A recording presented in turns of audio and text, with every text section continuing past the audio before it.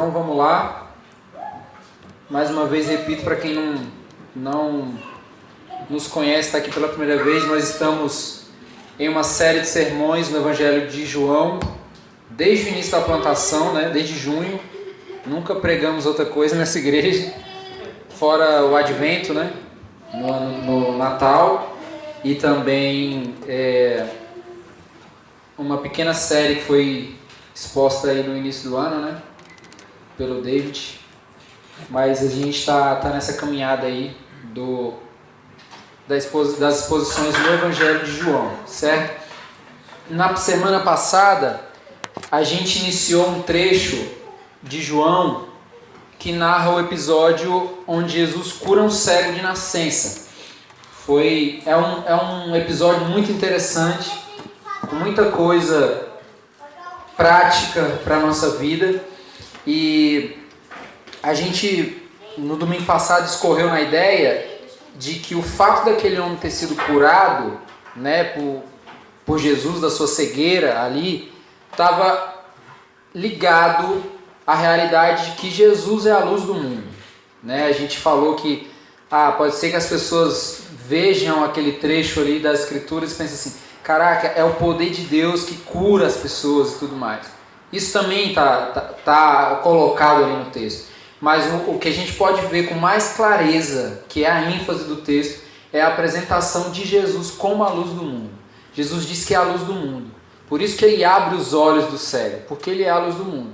Essa é a ideia que está ali por trás do texto, né? É a luz imanente de Jesus. A gente usou essa dinâmica da luz imanente de Jesus, que é antagônica, né, à escuridão desse mundo, certo? Então, também aconteceu algo muito interessante ali no texto, na vida daquele homem, que é consequência do fato de que Jesus passou na vida dele, né? Trazendo para uma prática, quando Jesus passa na vida do ser humano, algo muda, algo se transforma, né? E ali na vida daquele homem ali, aconteceu algo também consequente desse fato de que Jesus passou na vida e passou na história dele, né?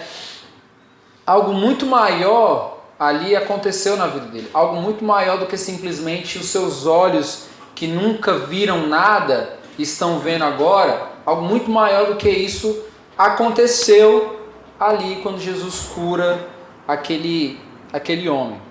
E uma coisa que a gente tem que refletir sobre o caráter de Deus é que quando Deus nos cura de algo, Ele não está nos curando para que nós sejamos curados simplesmente.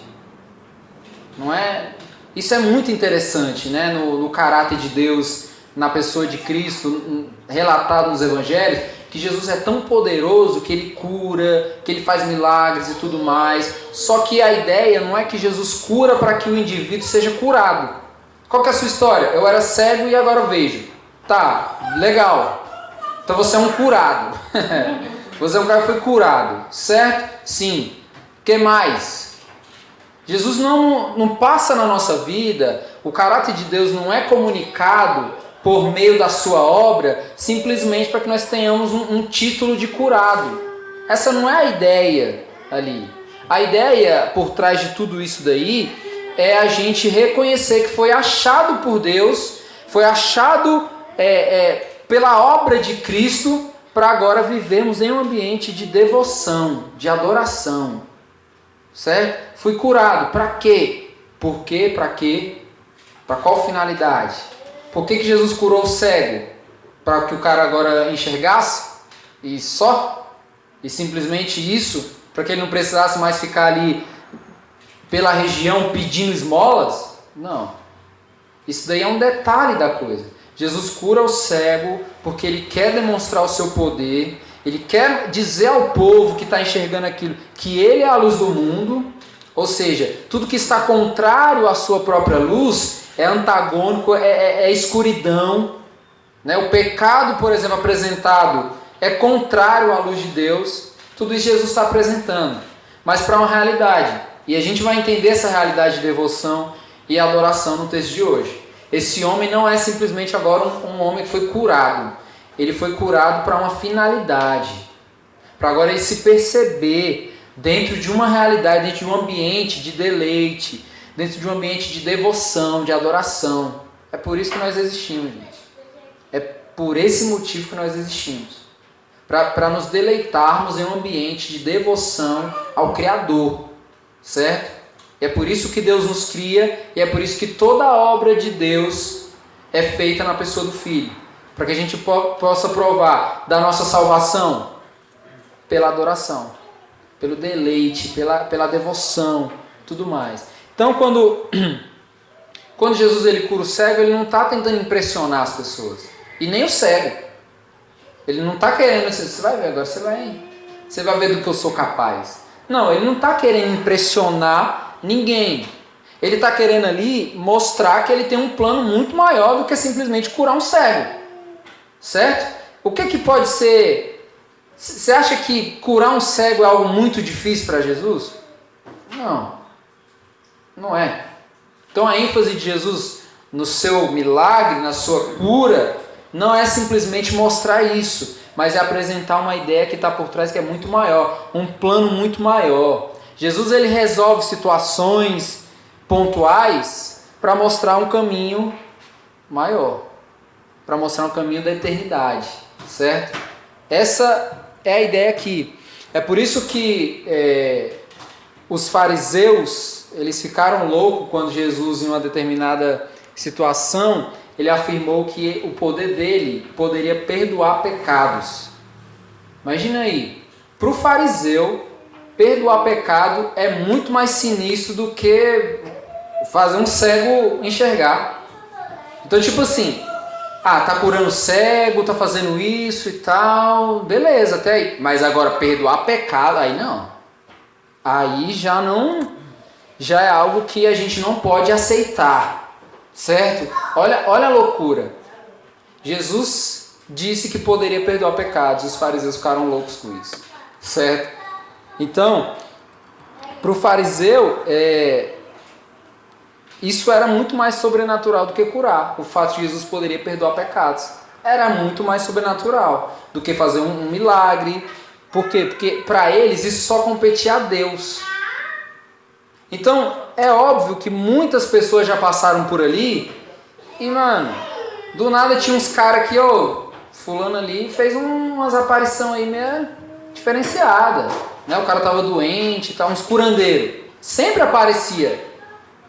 Só que perdoar pecados é algo que remete totalmente a Deus.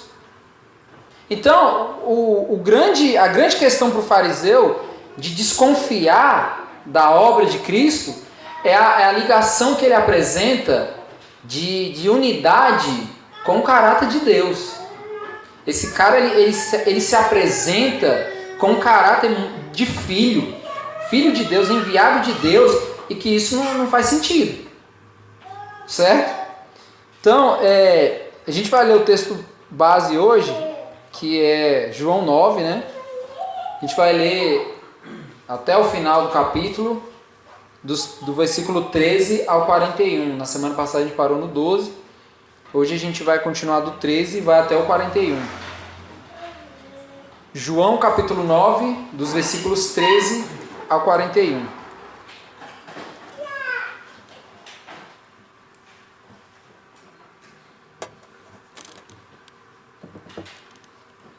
Todo mundo achou? Vamos ler.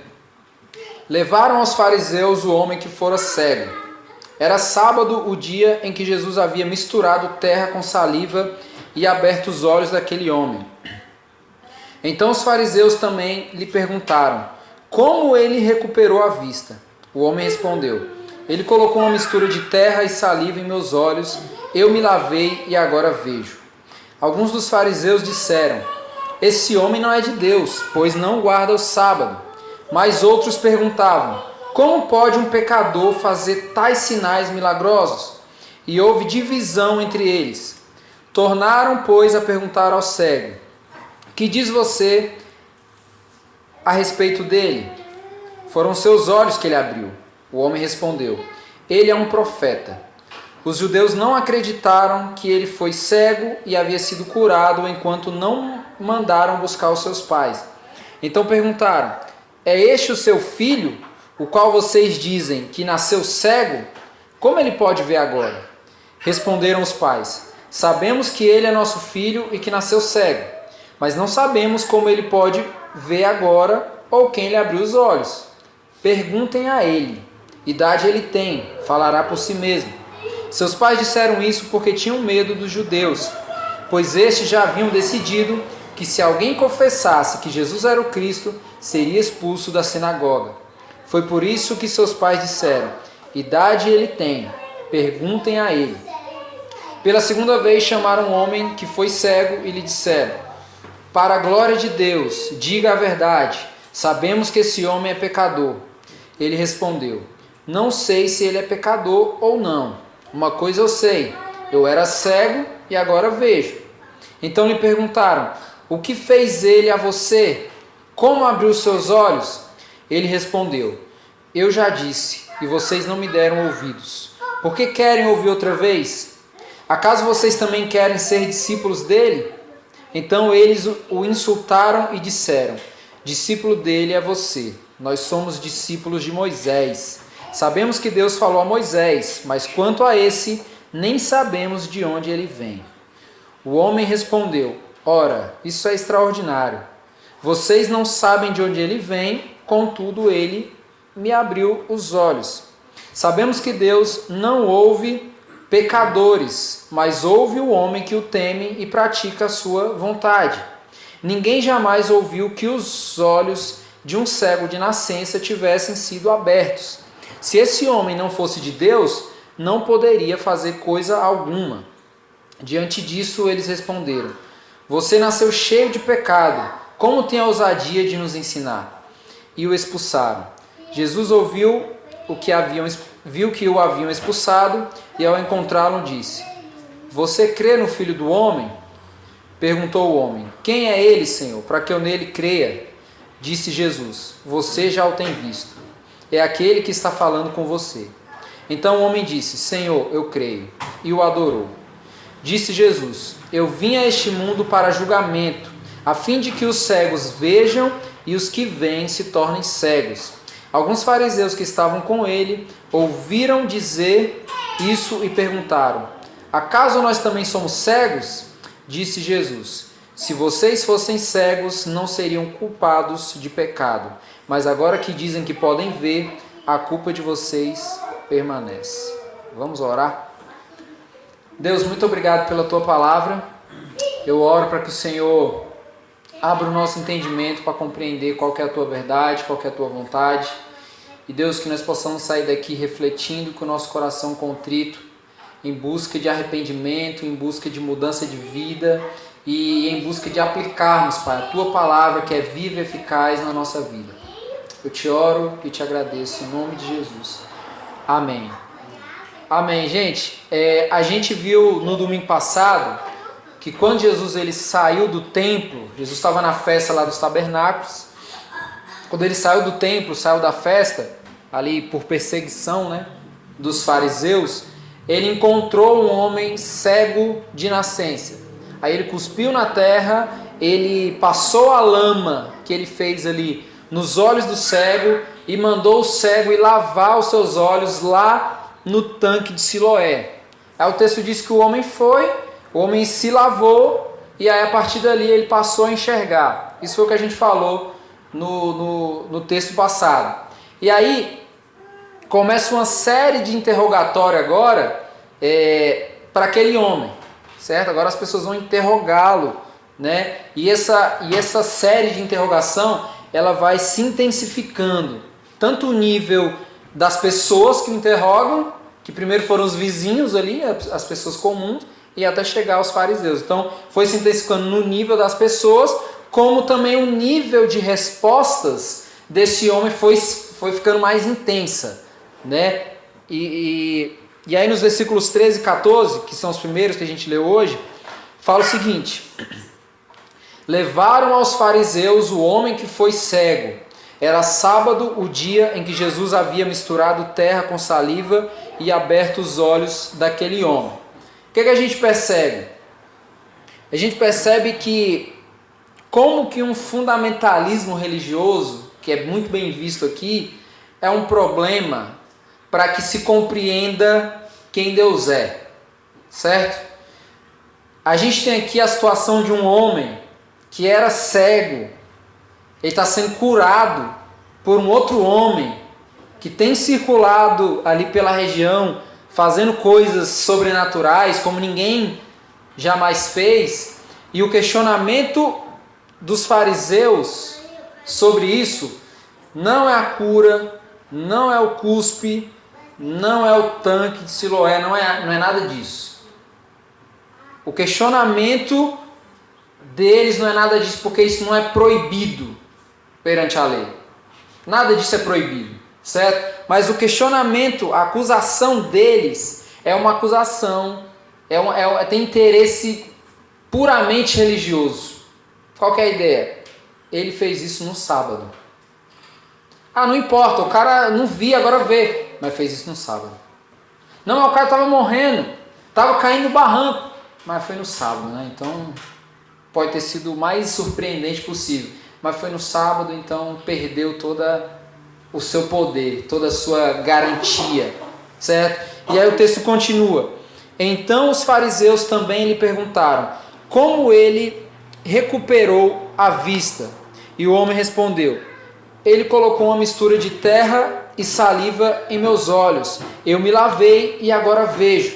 Alguns dos fariseus disseram: esse homem não é de Deus, pois não guarda o sábado.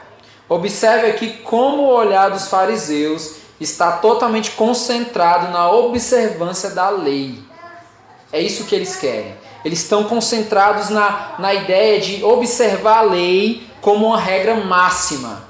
Essa é a ideia deles aqui. Eles estão julgando que Jesus não é de Deus, certo? Ele não é de Deus, supostamente porque ele quebra uma lei mosaica. É isso que eles estão falando aqui. É isso que eles estão querendo apresentar.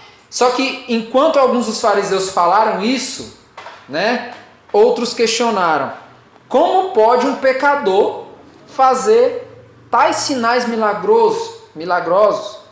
E houve divisão entre eles. Então, um pecador, claramente, ele está associado a alguém que não é de Deus.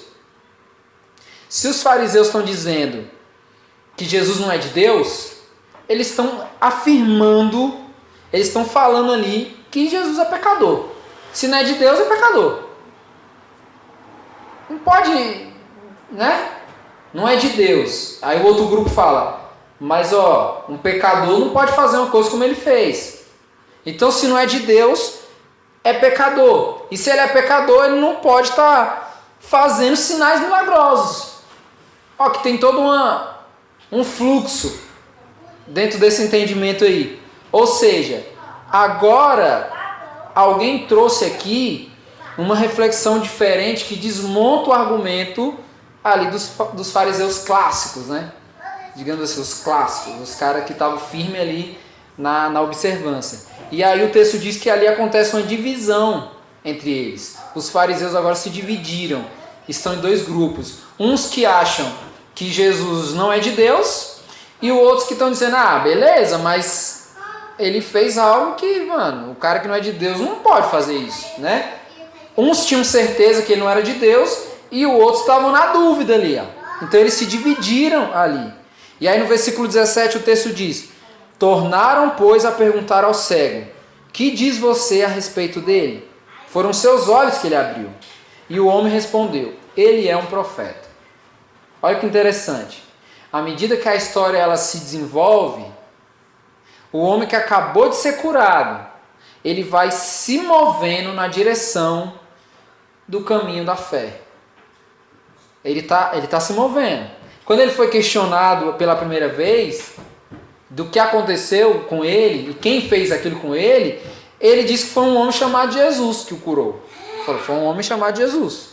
Foi ele que me curou, né? E aí quando perguntaram onde ele estava, ele falou: não sei onde ele está. Só que agora, nesse segundo momento aqui, de questionamento, ele afirma, quem foi que te curou? Quem é ele? Ele é um profeta. Percebe que tem um fluxo aqui na vida desse homem.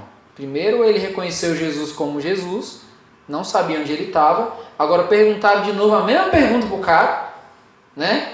Incrédulo é assim, fica perguntando a mesma coisa direto. E agora, só que ele está intensificando a fala dele na medida que ele está avançando no caminho da fé. Agora eles falam, que diz você a respeito dele? Ele fala, ele é um profeta. E aí os versículos 18 e 19 falam, os judeus não acreditaram que ele fora cego e havia sido curado, enquanto não mandaram buscar os seus pais.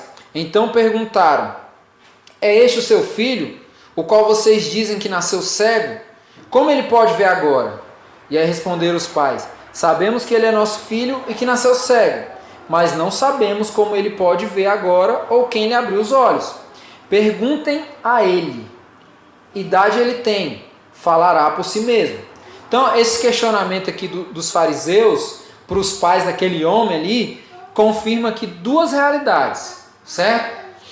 Primeira coisa, de fato esse homem foi curado, porque os pais estão dizendo que ele era cego, de nascença. Então está sendo confirmado que esse homem foi curado, porque ele é nítido. As pessoas estão vendo que ele agora vê.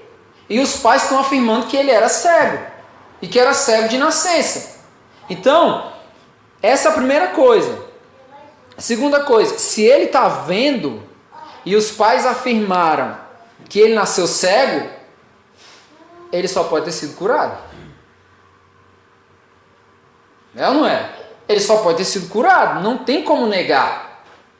A realidade está sendo aqui apresentada. Isso aqui só vai mostrando cada vez mais, gente, que a incredulidade dos fariseus que estão vendo, eles estão vendo, a incredulidade deles os qualifica como cegos. Eles estão vendo, mas são cegos. Certo? Eles são cegos. E esse é o tema do nosso sermão de hoje. Cego é quem vê, mas não enxerga. É o que esses caras estão fazendo aqui.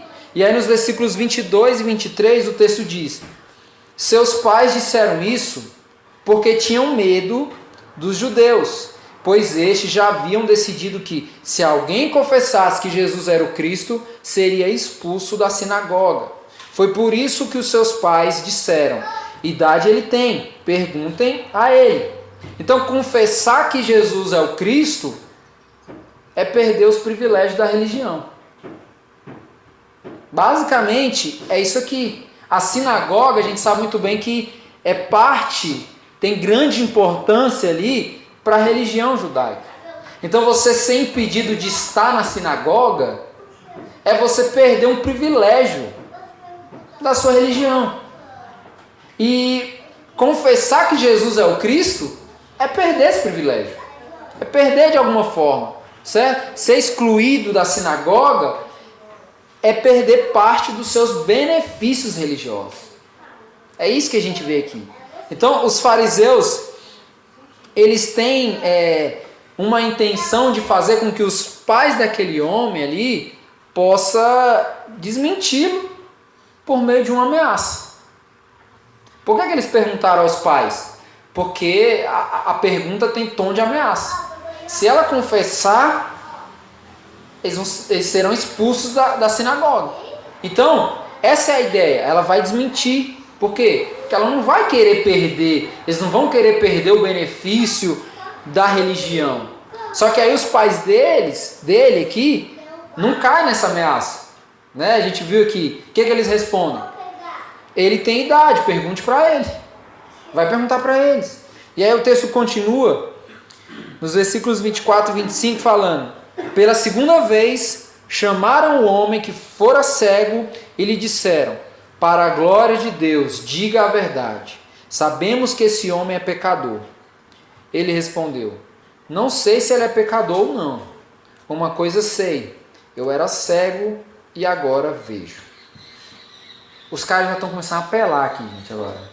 Agora já tem uma apelação aqui Olha o que eles falam. Para a glória de Deus, pelo amor de Deus, é tipo uma imploração. Pelo amor de Deus, diga a verdade, pare de mentir. A gente sabe que esse homem é pecador. A gente sabe que ele não é capaz de curar ninguém. Diga a verdade. Pelo amor de Deus, está apelando aqui. E é interessante porque ele fala, sabemos que esse homem é pecador. E eu fico me perguntando, sabemos quem? Quem que sabe que ele é pecador? É como se todo mundo, né, igual a gente fala, a galera sabe. Quem é a galera, né? Quem são esses? Sabemos que ele é pecador. Quem sabe? Quem é que sabe que ele é pecador? Fica essa interrogação. Por quê? Porque aqui nitidamente há um interesse manipulador por parte aqui dos fariseus em tentar convencer aquele homem. Estão tentando convencer, estão usando a manipulação. Mas a resposta daquele homem é impressionante. E é a parte alta aqui, né, do texto. Ele fala, se ele é pecador, não sei. Isso aí vocês estão dizendo que sabem, né? Eu não sei. Vocês estão dizendo, se ele é pecador, não sei. Mas uma coisa eu sei. Eu era cego e agora vejo. Basicamente, o que esse cara está falando é, ele não é pecador. Eu posso comprovar isso.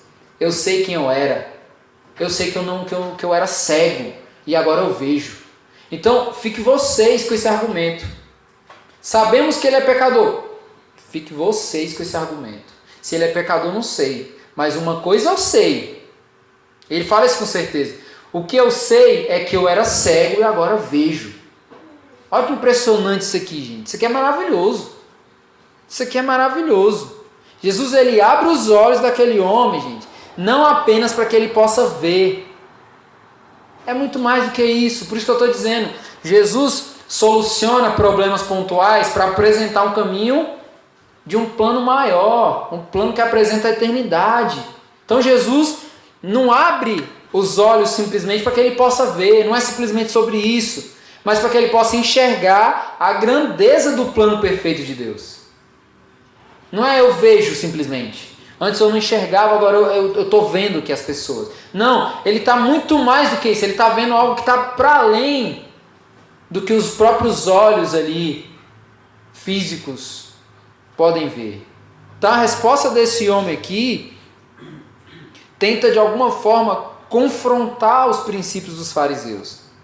Vocês dizem que ele é pecador. Vocês dizem. E ele ainda fala assim, usando do entendimento dos fariseus, né? Vocês dizem que Deus não atende a pecadores. Vocês dizem isso, não dizem?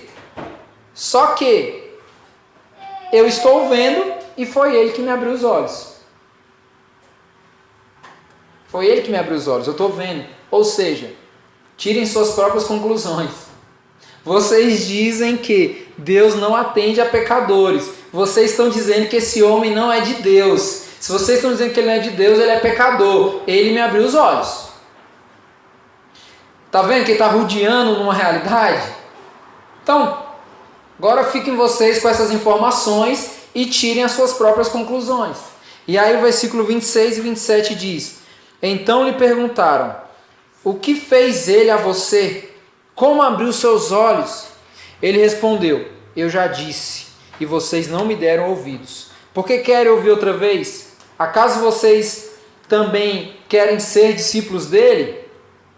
Então perceba aqui que há uma inclinação muito confiante aqui desse homem a crer em Jesus como Senhor. Esse homem, ele está avançando nesse movimento da fé. Certo? O que está acontecendo aqui na vida desse homem, gente, é o que nós chamamos de processo de regeneração. Que é o processo que vem antes do cara confessar sua fé pública. É aquilo que Deus faz na vida das pessoas antes mesmo dessas pessoas chegarem. A gente falou isso num diáspora, eu acho. Que a gente acha que a conversão é o momento que o cara vem no culto, chora. Ele era incrédulo. Ele vem no culto e aí ele chora e fala, eu quero Deus. gente fala, caraca, esse cara agora se converteu. Agora ele vai ser regenerado, a gente pensa. Não. Ele foi regenerado, por isso que ele chegou até esse ponto. É por isso que ele chegou agora. Por quê? Porque Deus trabalhou no interior dele para que agora ele pudesse corresponder com fé, que também é um dom de Deus, que também é algo que é dado gratuitamente por Deus. Então o que está acontecendo na vida desse homem aqui, ele está avançando no processo da fé e ele está no processo de regeneração. Ele está confiante naquilo que ele está falando, ele está falando com convicção. Ele está dando respostas aqui contundentes, respostas firmes, que estão tá apresentando característica que Deus já está regenerando e está gerando fé no coração dele. As respostas dele evidenciam isso aqui no texto, certo? É interessante que os fariseus, eles continuam insistindo em querer saber o que o próprio homem já disse. Por isso que eu disse, incrédulo é aquela coisa, fica ele perguntando a mesma coisa o tempo todo, desconfiando da mesma coisa, e o cara, afirmando. E aí o homem diz, eu já disse e vocês não me deram ouvidos. Ou seja, além de cegos, ainda são surdos. São cegos, eles têm olhos, mas não veem. São cegos, têm ouvidos, mas também não ouvem. Ele fala, eu já disse a vocês, mas vocês não me deram ouvidos. Eu estou falando para vocês o tempo todo. Meu discurso aqui não está mudando. Eu estou falando a mesma coisa. Foi Jesus, foi Ele que abriu os meus olhos, cuspiu, passou no meu olho, eu fui lá no tanque, lavei e enxerguei. Eu estou falando isso direto. Só que vocês não estão dando ouvidos. São cegos e também são surdos. Mas é isso que o apego a uma falsa religião gera. Cegueira e surdez.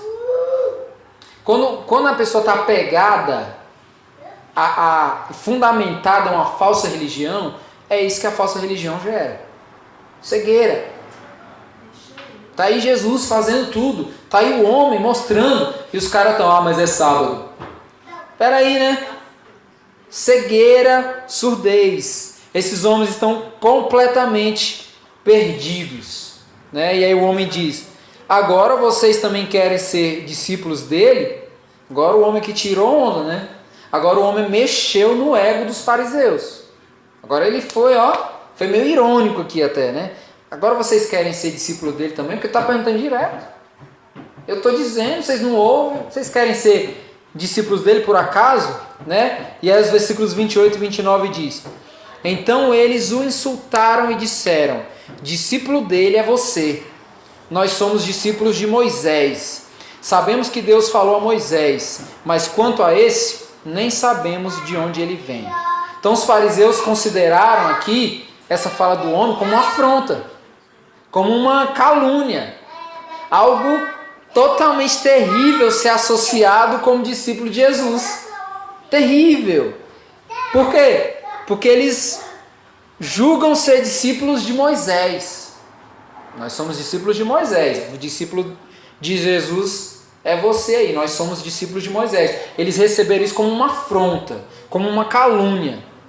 Segundo eles, Deus falou a Moisés. Eles são discípulos de Moisés porque Deus falou a Moisés. Mas sobre Jesus, eles não sabem nem a procedência. Esse é o argumento dos fariseus. É interessante porque a gente vai ver lá no relato de Atos para frente, no Novo Testamento, depois da ascensão de Jesus, os primeiros cristãos, eles eram caluniados, eles eram perseguidos, eles eram maltratados por estarem associados ao Cristo. Esses caras estão se sentindo mal porque estão de alguma forma sendo associados a Jesus. Ou seja, não tem ligação nenhuma com o que eles veem e com aquilo que Deus é. Porque quem é associado a Cristo é perseguido. Quem é associado a Cristo no Novo Testamento morre. É colocado no auditório com um monte de leão. Por quê? Porque ser associado a Cristo é algo ruim. Então, eles não querem ser associados Eles não querem ter nenhum tipo de associação com Jesus Cristo. Só que o Evangelho, gente, é um verdadeiro presente para todos aqueles que se apoiam naquele que para os fariseus não tinha nenhuma procedência. Quem se apoia, quem considera um privilégio estar sendo associado a esse que para os fariseus não tem nenhuma procedência, recebe um grande presente. Esse é um presente. Esse é um grande presente. Porque, gente, o Evangelho é escandaloso. O Evangelho é profundo. O Evangelho é contraditório para quem está com os olhos na religião. Na falsa religião, eu gosto de falar isso. Porque religião não é algo ruim. A falsa religião é algo ruim. Né? Então, o Evangelho é algo escandaloso. Então, é a certeza de que aqueles que os fariseus julgavam não saber nem de onde vem, eles sabem para onde vai. Os fariseus não sabem de onde vem. Eles sabem de onde vem e eles sabem para onde vai. E muito mais do que isso. O Evangelho é a notícia que nos dá uma garantia de uma morada eterna. Nos dá uma certeza. Porque, segundo o argumento dos caras, é tipo assim, eu não sei nem de onde ele vem. Eu não sei nem qual que é a procedência dele. É do tipo assim, como que eu vou seguir um cara que eu não sei de onde ele vem, eu não conheço sua história? Só que Jesus sabe de onde ele vem e Jesus sabe para onde ele vai. E o lugar que ele vai, Jesus está deixando muito claro sempre. O lugar que eu vou, vocês não conhecem. Vocês nem vão. Em primeiro lugar, ele fala de ser levantado, né? Isso falando da crucificação, o momento de glória de Jesus e a ascensão, certo? E aí depois que os fariseus zombaram dizendo que Jesus não tinha procedência nenhuma, né, reconhecida por eles, o homem pega e responde eles: ora, isso é extraordinário. Eu acho interessante isso aqui. Ora, isso é extraordinário. Vocês não sabem de onde ele vem, contudo ele me abriu os olhos. Sabemos que Deus não ouve pecadores, mas ouve o homem que o teme e pratica a sua vontade. Ninguém jamais ouviu que os olhos de um cego de nascença tivessem sido abertos. Se esse homem não fosse de Deus, não poderia fazer coisa alguma. Olha que legal isso aqui, gente. Olha que impressionante isso aqui. O homem é que ele desmonta todo o argumento dos fariseus. Todo. Como que ele faz isso aqui? Ele apresenta argumentos teológicos. Olha que coisa fantástica, gente. O homem que acabou de ser encontrado por Jesus, já está fazendo boa teologia. Ele já se ligou do esquema. Ele já está apresentando uma boa teologia aqui. E além disso, ele apresenta uma boa teologia e ele apresenta comprovação histórica ainda, para desmontar o argumento ali dos fariseus. Só que me parece que ele começa com uma ironia, né? Ele fala, isso é extraordinário. Cara, isso aqui é muito extraordinário. Eu acho que de alguma forma, esse homem estava querendo dizer aos fariseus, isso é extraordinário, vocês são confusos pra caramba. Vocês são muito confusos. Como que vocês conhecem a lei? Como que vocês são conhecedores dessa lei e são desconhecedores ao mesmo tempo? Como é isso? Vocês são muito confusos. Vocês dizem uma coisa, mas isso aqui está totalmente ligado a isso, vocês discordam. Vocês são confusos. Vocês são contraditórios. É isso que o homem está dizendo ali. Primeiro vocês dizem que não sabe de onde ele vem, né? Mas ele me abriu os olhos. Ou seja, a contradição já começa aí. Porque eles dizem que sabe de onde Moisés vem. Ouviu Deus falando, viu que Deus falou a Moisés, mas sobre Jesus não ouviram falar. Cara, se esses caras conhecessem a lei profundamente, sem os olhos da má religião, eles não teriam dificuldade de compreender Jesus. Porque é o que o escritor de Hebreus vai falar. Tudo era sombra. Era um ensaio. Era uma apresentação de algo futuro, de uma realidade. Cara, você que lê os evangelhos, depois você vai ler o Antigo Testamento, cara, faz muito sentido. A apresentação clara está ali. Então é muito... O que o homem está falando? A contradição já começa aí. Vocês dizem que sabem de onde ele vem, não sabem de onde ele vem, mas ele me abriu os olhos. Já começa aí. Segundo, sabemos que Deus não ouve pecadores, né? Sabemos. Só ouve quem pratica a sua vontade. O homem fala baseado no argumento dos fariseus. Vocês chamam Jesus de pecador, mas ele me abriu os olhos. A contradição só aumenta. Como que um pecador pode fazer algo que só é possível para aqueles que praticam a vontade de Deus? É contraditório o que vocês pensam sobre Jesus. Ele me abriu os olhos.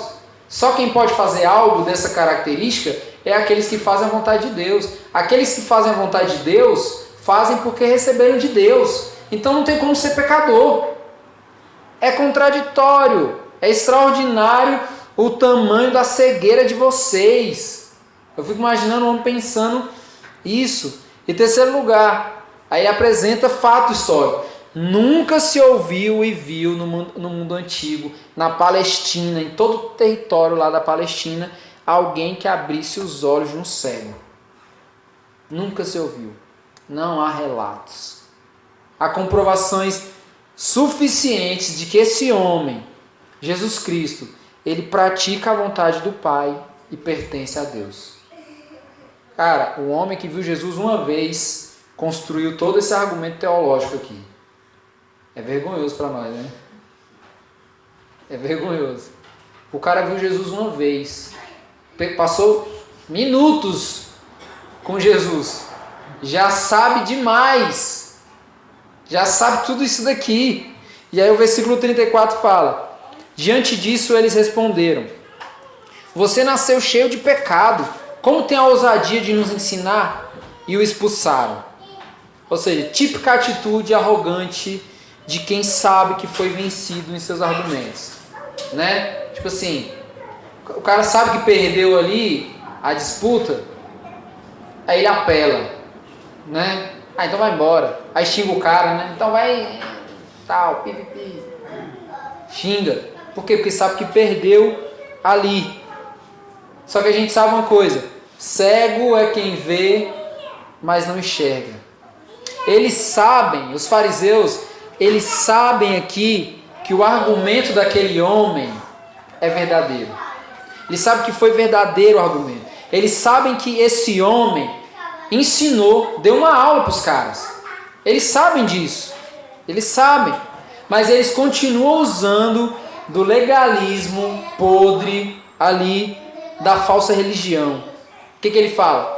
Você nasceu cheio de pecado, ou seja, está apelando. Você nasceu cheio de pecado. Como você tem a ousadia de querer nos ensinar? E aí pegaram e expulsaram aquele homem. Apelaram totalmente. Gente, tem uma coisa interessante nisso aqui.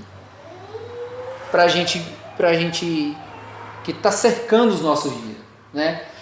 Muito cuidado, porque tem muito fariseu, legalista, amante de falsa religião, se apresentando e se vendendo como filho de Deus. E pior, agindo igual ou pior aos fariseus do texto. Talvez você vê a atitude desses fariseus aqui, você lembre, caraca, pastor X, igualzinho. Fulano, meu líder da igreja tal que eu fui, fez igualzinho. Muito cuidado, gente, muito cuidado. É nítido aqui o contraste, gente, entre esses fariseus e esse homem. É muito nítido. Lembrando que a gente está falando de fariseus, gente com doutorado em teologia. E um homem que até minutos atrás era cego. Nunca leu nenhum livro. É nítido aqui o contraste entre essa massa religiosa e esse homem. E esse homem aqui, gente, ele já está sendo regenerado internamente por Deus há tempos. dentro da narrativa aqui. E ele está caminhando para corresponder com fé, certo? O texto vai seguindo para o fim e vai intensificando ainda mais a história. O texto fala o seguinte, na sequência: Jesus ouviu que o haviam expulsado e ao encontrá-lo disse: você crê no Filho do Homem? E o homem perguntou: quem é ele, Senhor, para que eu possa crer? Disse Jesus: você já o tem visto. É aquele que está falando com você. Então o homem disse: Senhor, eu creio. E o adorou. Gente, olha que coisa maravilhosa que aconteceu aqui. Eu vou falar igual o Paulo Júnior, né? Deixa o Espírito Santo de Deus ministrar em seu coração agora. Certo? Olha que coisa maravilhosa que aconteceu aqui. O texto diz que Jesus foi ao encontro do homem que acabou de ser expulso pela falsa religião. Jesus foi ao encontro. O que a gente vê aqui, gente? O Evangelho é essa notícia que acolhe. Acolhe aqueles que a falsa religião exclui. O Evangelho é esse. Jesus é esse. O Evangelho acolhe aqueles que a falsa religião exclui. O Evangelho encontra. O Evangelho vai ao encontro. Vocês conseguem entender isso? Pode parecer, Jesus viu que o homem foi expulso e foi lá. Jesus foi ao encontro dele. Ele acabou de ser excluído da comunhão, da sinagoga. Acabou de ser excluído. Jesus vai ao encontro. Por quê? Porque o Evangelho encontra. Esse é o movimento de Deus em direção àqueles que pertencem a Ele. Deus vai ao encontro. Porque o Evangelho é essa notícia que encontra. Que gera encontro, mas que encontra, que abraça, que acolhe. Jesus pergunta para aquele homem o seguinte: você crê no Filho do Homem?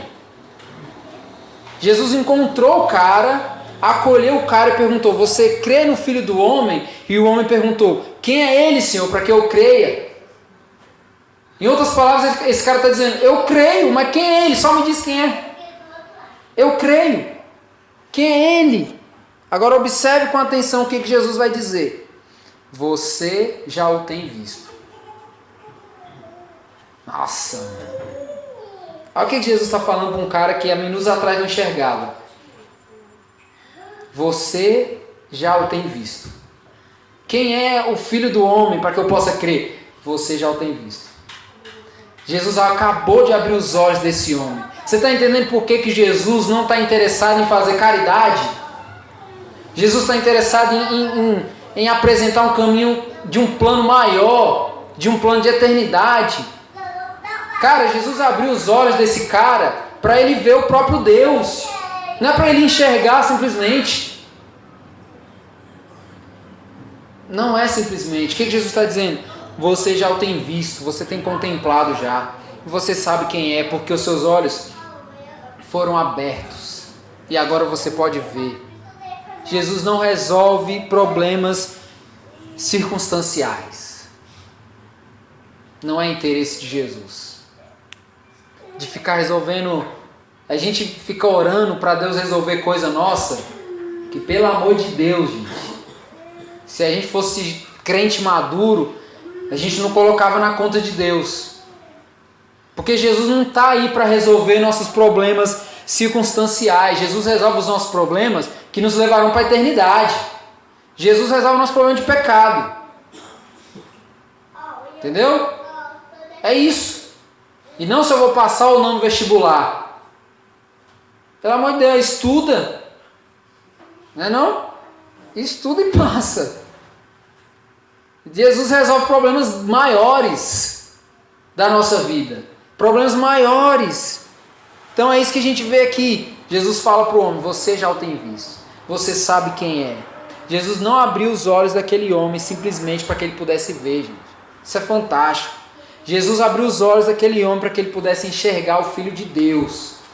Para que ele pudesse enxergar aquele que não está ali para ficar fazendo caridade. Jesus faz muito mais do que isso, ele presenteia a vida. Você acha que o Deus que pode presentear uma vida eterna para o cara vai se conter em resolver somente problemas circunstanciais? Não. O plano de Deus é maior, gente. Por isso que eu falo, fomos salvos. Cara, Deus é poderoso para salvar quem Ele quer. Essa não é o grande X da questão. Mas é para quê? Para que fomos salvos? Para vermos o quê? Enxergarmos o quê? Enxergarmos simplesmente o fato de fomos salvos? Não! Muito mais do que isso. Jesus ele não está fazendo caridade, ele está entregando para o homem uma oportunidade de vida, de caminhada, de propósito, de vida eterna, de eternidade. É muito mais, gente. É muito maior. Aí o homem pega e diz: Senhor, eu creio. Eu creio. Aí entra a questão: por que crer? Para que crer?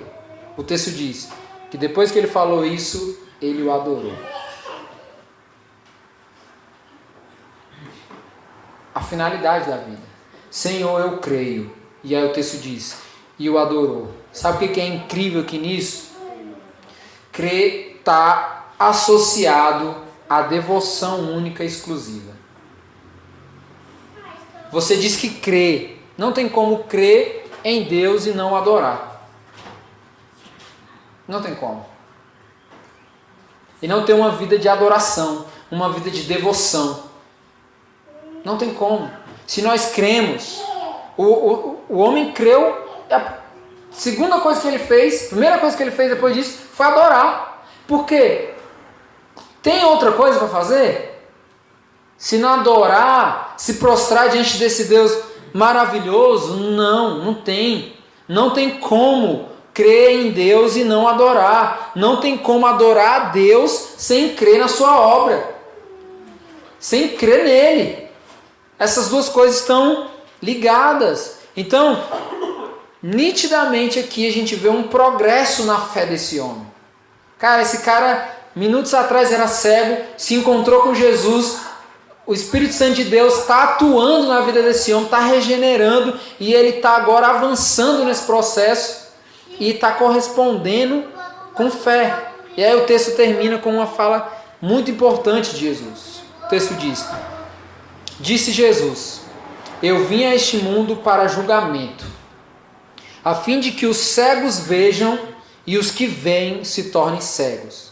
Alguns fariseus que estavam com ele ouviram dizer isso e perguntaram: acaso nós também somos cegos?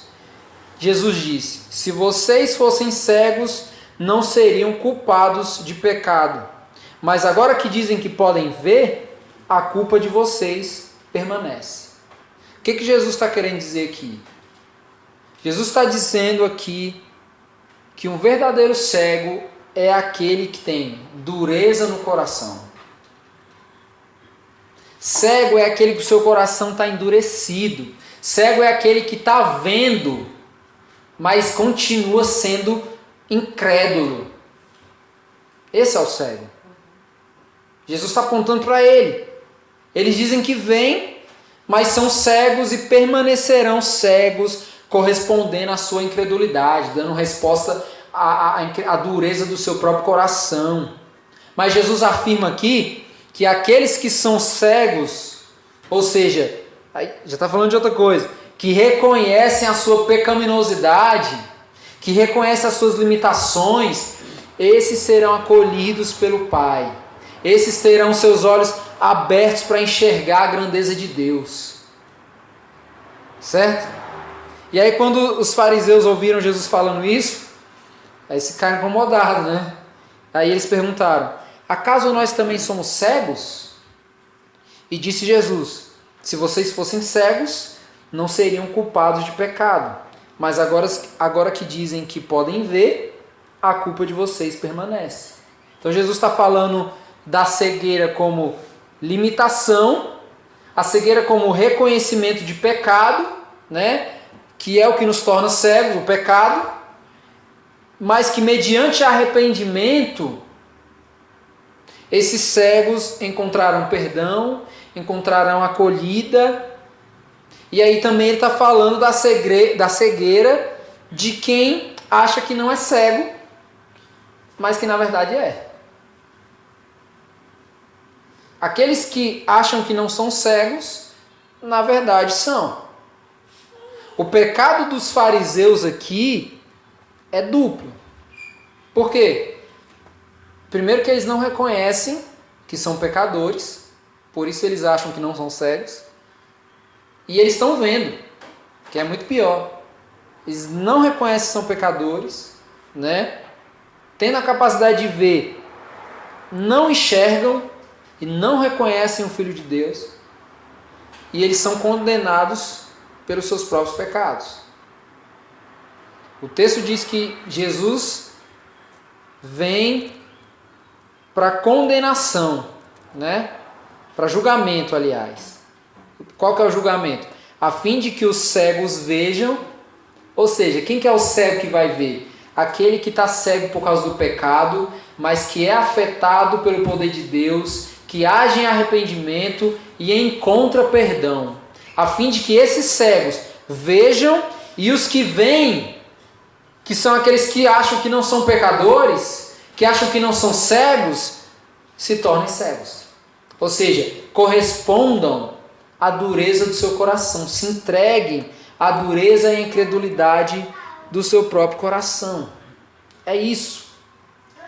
Então, gente, para a gente aplicar aqui esse texto para a nossa vida, primeira coisa que a gente pode ter como aplicação: Jesus, ele quer nos fazer enxergar além do que nós vemos. Certo? Todos nós fomos encontrados por Deus em algum momento da nossa vida e nós estávamos cegos. Talvez não cego como esse homem, que na verdade, esse homem cego aqui na história, gente, é só um detalhe. O que o texto quer dizer é que Jesus, que é a luz do mundo, cura a cegueira. A cegueira que é promovida por um coração endurecido, por uma vida de pecado. Porque aqueles que vivem em pecado estão cegos. Estão cegos. Então, em algum momento da nossa vida, Jesus passou na nossa vida e estávamos cegos, assim como Jesus passou no cego e nos curou. Nos curou da cegueira. Então, primeira coisa, Jesus quer nos fazer enxergar além do que nós vemos, muito mais além do que nós vemos. Jesus quer nos fazer enxergar a beleza do Evangelho. Jesus quer nos fazer enxergar o fato de que nós não somos simplesmente curados. Qual que é o seu testemunho? Eis alguma coisa. Cadê a beleza do Evangelho? Onde está a beleza do Evangelho? É o ex-bruxo, o ex-satanista, o ex-assassino, o ex-não sei o quê. Não é sobre isso. Jesus não passa na nossa vida para que isso seja enfático. Não é isso. Jesus quer nos fazer enxergar além do que os nossos próprios olhos físicos possam ver. Jesus passa na nossa vida e nos livra da cegueira para que a gente possa enxergar a beleza do Evangelho, gente. É isso. Enxergar a beleza do Evangelho, que é essa mensagem que abre os nossos olhos, que abre os nossos ouvidos, que abre os nossos corações, que transforma o nosso entendimento para que a gente possa compreender o tamanho do amor de Deus. É isso que Jesus quer que nós enxerguemos. A beleza do Evangelho. Certo? A gente tem que lembrar de uma coisa sempre, gente. Não existe pecado tão grande que não tenha sido perdoado por Cristo na cruz. Não existe. Não existe. Você pode analisar, mas eu sou tão pecador, cara, não merecer não merece mesmo não. Merecer não merece. Mas é o escândalo da graça. Cara, seu pecado pode ser gigantesco. A graça, como a gente falou algumas semanas atrás, ela não empata com o seu pecado. Ela é superabundante. Jesus não morreu para empatar. Então agora você é pecador, então a graça agora empata. Deixa o negócio aqui, ó. no mesmo patamar. Não, a graça é superabundante. Então, que a gente sempre lembre disso, não há pecado tão grande que não tenha sido perdoado por Cristo na cruz. Por quê? Porque a cruz de Cristo, gente, é a luz que abre os nossos olhos. É a verdadeira luz que abre o nosso entendimento, que nos livra da cegueira. E uma coisa para a gente finalizar aqui, a gente precisa mudar a nossa compreensão acerca do Evangelho. Porque o Evangelho é esse lugar de abrigo, é esse lugar que acolhe, é esse lugar que nos traz descanso. Lembram da fala de Jesus? Venham a mim todos vocês que estão cansados. Vocês estão cansados? Bem-vindo ao reino de Deus. O Evangelho acolhe, o Evangelho dá descanso. Certo? Não andem cansados, como se vocês não tivessem a quem recorrer. Nós temos a Cristo, que é a luz do mundo, que abre os nossos olhos, que é o nosso ambiente de habitação. Amém, gente? Então eu queria que você tirasse uns minutinhos para fazer uma oração pessoal e você colocasse diante de Deus tudo que a gente falou, se isso faz algum sentido para a sua vida, que eu sei que faz, porque é o Evangelho, e que faça uma oração, peça a Deus algo. Se existe algo dentro do seu coração que precisa ser transformado, peça para que Deus reajuste o seu coração. Amém? Tenha o seu momento aí com Deus.